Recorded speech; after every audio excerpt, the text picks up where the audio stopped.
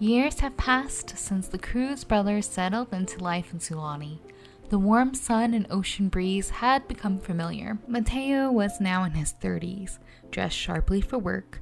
The party boy skating by in San Myshuno had become a man, one who had worked his way up, establishing himself as a vital part of his company. And Sebastián, now 16, had grown into his own. The carefree island life fit him perfectly. His once dark hair had lightened into a sandy brown, bleached by countless hours under the tropical sun.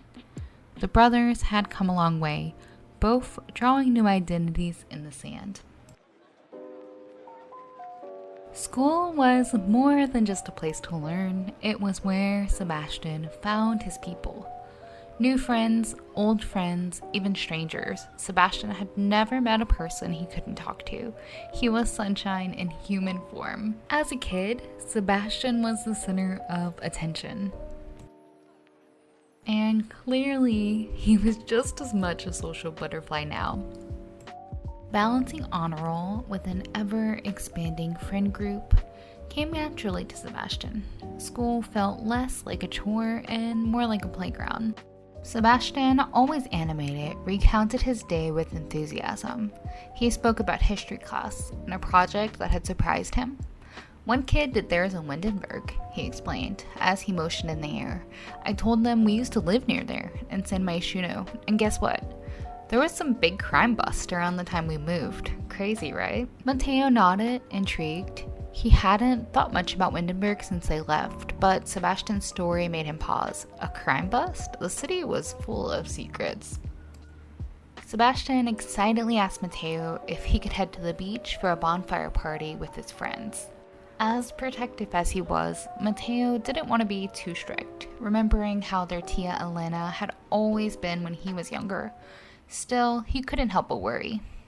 Sebastián seemed completely in his element, surrounded by the warmth of a fire and easy banter of strangers and classmates. Naturally, he forced Max to come too, even if parties and people were his least favorite thing. Sebastián had a natural ability to connect with people from all walks of life, making him friends with nearly everyone. Whether he was hanging out with Max, his loner best friend, or at a party, Sebastián thrived in any group. He loved spending time with his diverse circle of friends, each bringing something unique to the table. Sebastián's teenage hormones surged. There were so many beautiful people to explore. To him, freedom meant more than commitment, and the idea of a traditional relationship had never really appealed. In Sebastián's mind, he never wanted to depend on one person to meet all of his romantic needs. He enjoyed feeling close with many people. As long as everyone was consenting and respected, he didn't see a need to ever pick only one person. As the night went on, Sebastián moved from group to group, his easygoing charm drawing people in. He was magnetic, lighting up every conversation and making everyone feel warm. He was fully immersed in the energy of the night. Back at the Cruz brothers' house, Mateo walked into Sebastián's room to check on him. He crept in to see the boys fast asleep. As expected, Max was there too, sprawled out on the spare bed like he belonged. Mateo chuckled under his breath. I should have known Max would be here. That kid practically lives here. When Sebastián and Max were younger, Max had been over so often that Mateo finally gave in and bought a spare bed just for him. It was either that or listen to Sebastián complain about Max leaving. It was like Sebastián found himself an introvert and then adopted him. Mateo laughed to himself, leaving carefully, not to disturb them. They'd had their first big party and now they were tired, just like him. The boys were worn out and Mateo could feel the exhaustion settling in as well. He collapsed into his bed with a sigh, already drifting off to sleep.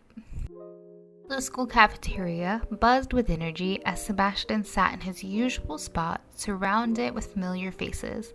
His easy smile and effortless charm kept the conversation flowing as he leaned in, laughing at the latest gossip one of his friends was sharing. Max sat quietly, head down, scribbling into his journal, detached from the noise around them. A pretty redhead caught Sebastian's attention. She leaned over, her voice lowered to a playful whisper as she asked him to join her for a moment in private. Curious, Sebastian agreed, following her down the hall to an empty classroom. She asked him to prom. Sebastian shrugged and smiled, giving his usual laid-back response. Sure, but just as friends, yeah? He didn't mind the attention, but was sure to be clear with his intentions. She didn't care. Just being with him would look good for her. She leaned into a kiss. School was always interesting, but nothing beat the beach. Sebastian always frequented the beachside cafe after school with friends. The best combo, sandy beaches, cool water, and too much caffeine. Sebastian and Max were regulars at the beachside cafe, always hitting the beach after school, doing homework, and hanging out with friends. Sebastian was friendly with the staff, so they always knew what his order was. Max stops eating to say, "You never cease to surprise me. I can't believe you already have a date to prom already." Sebastian grins as Max goes on about girls he likes and asks for advice. Sebastian had no thoughts in his head, but poor Max was always overthinking everything. As they play video games, Max remarks in a playful tone, "I may not have a date, but at least I can always kick your ass in video games." Sebastian was entertained to see his quiet friend riled up. "It's not a competition. I didn't even know you were interested in dating." Max grumbles under his breath. Sebastian laughs and says, "Don't worry, you idiot. I'll help you." "Do you ever leave?" Mateo gests towards Max. Max quickly jabs back. "Do you ever do anything fun?" Mateo laughs. "You know, kid, you might be right. Mateo used to be fun, but it's been a while since he's been doing anything but work." Mateo decided, says, "You know what? I'm going out tonight, actually. You two don't burn the house down." Sebastian laughs. "Have fun. You don't break a hip." Despite the popular teen's opinion, Mateo was still fun.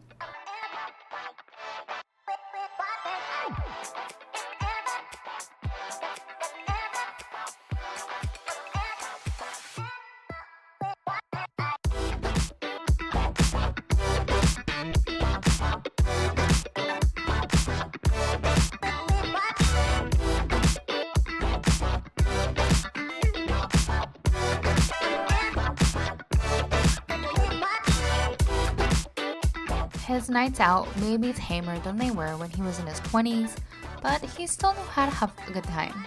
And boy, did he need a night to relax.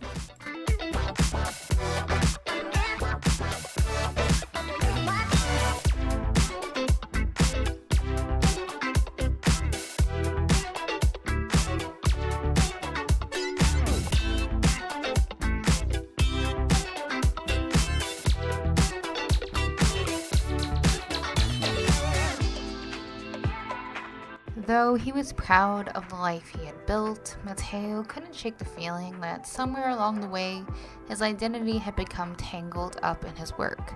He needed to find himself again. For the Cruz brothers, life was carefree. They had friends, they had a stable life, they had each other. It was important to remember to be thankful for how truly lucky they were, no matter where their story took them.